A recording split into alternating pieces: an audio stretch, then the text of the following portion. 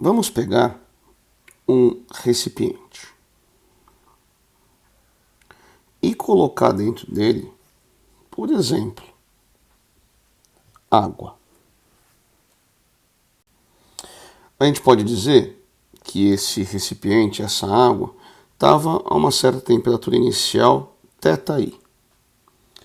Aí o que eu vou fazer? Eu vou pegar um resistor. Um daqueles equipamentos que a gente tem em forninho elétrico. Isso aqui é um resistor. Quando você liga o forno elétrico, por exemplo, quando você liga o resistor, ele esquenta e eleva muito a temperatura. Bom, então o que eu vou fazer? Eu vou representar aqui de forma esquemática o resistor, tá certo? Esse resistor tem uma certa temperatura que é maior que essa temperatura inicial aqui da água. O que vai acontecer?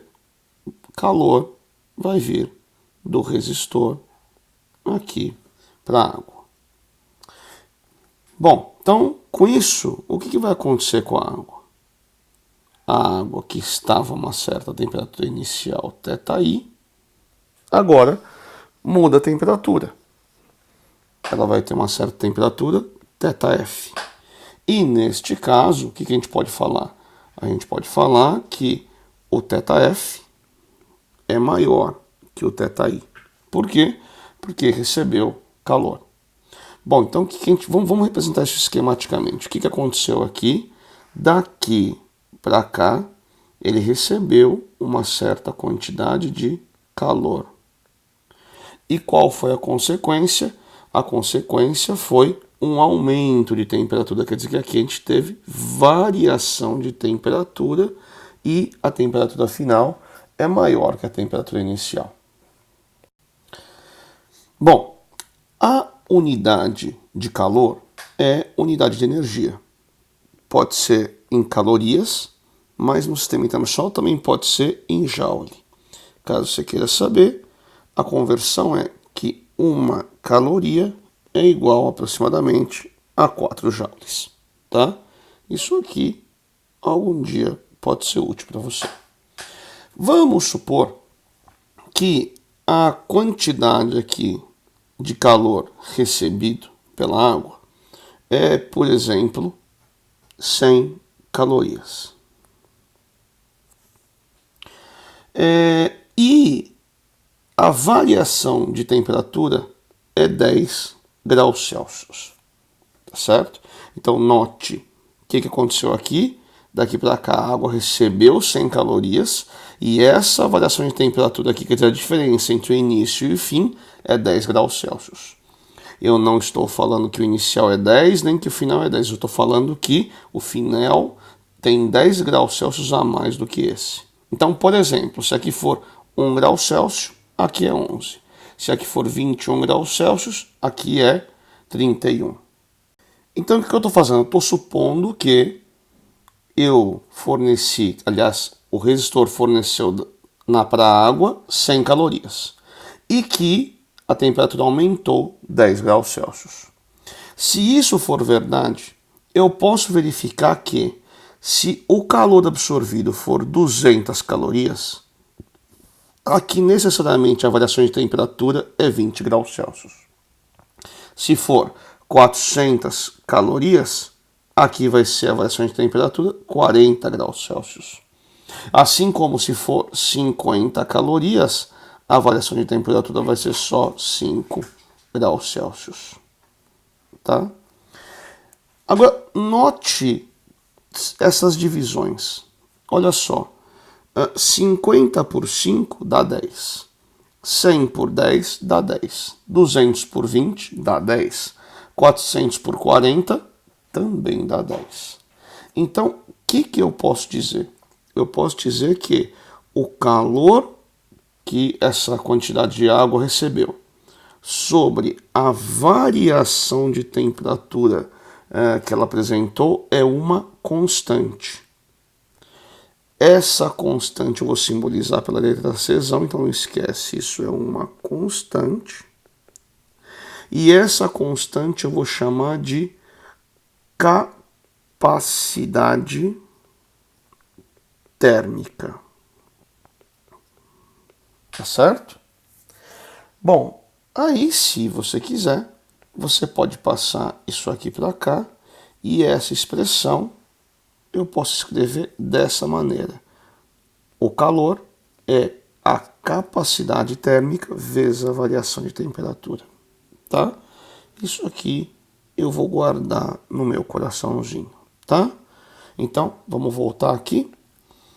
O calor recebido por um certo corpo, uma certa porção de material, é a capacidade térmica vezes a variação de temperatura que ele teve. Agora eu gostaria de falar um pouquinho mais da capacidade térmica, tá?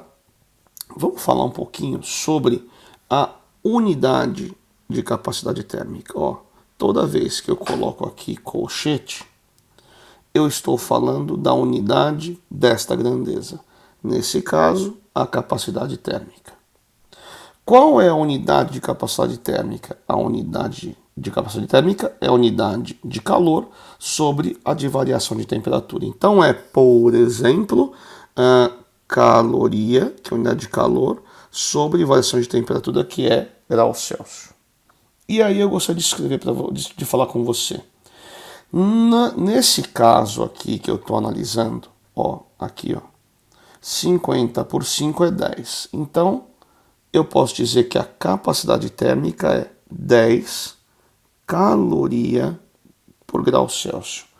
O que quer dizer isso? Quer dizer que se uma certa porção de material ou se um corpo tem capacidade térmica de 10 calorias por grau Celsius, quer dizer que para ele variar de 1 grau Celsius a temperatura, ele tem que receber 10 calorias. Quer dizer que esse corpo, ou essa porção de material, se a capacidade térmica for 10 calorias por grau Celsius, quer dizer que para aumentar 1 grau Celsius, ele tem que absorver 10 calorias. Para diminuir 1 grau Celsius, ele tem que fornecer, ele tem que perder 10 calorias.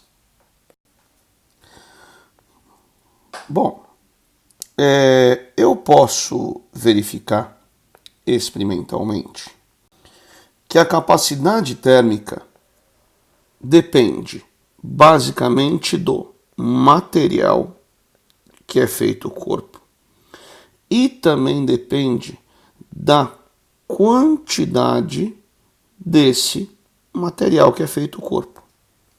Isso pode ser expresso da seguinte maneira: a capacidade térmica é a massa está relacionada com a quantidade do material, vezes o calor específico, tá? Calor específico está associado ao material, perfeito? Então, eu vou deixar aqui reservado e destacado, tá?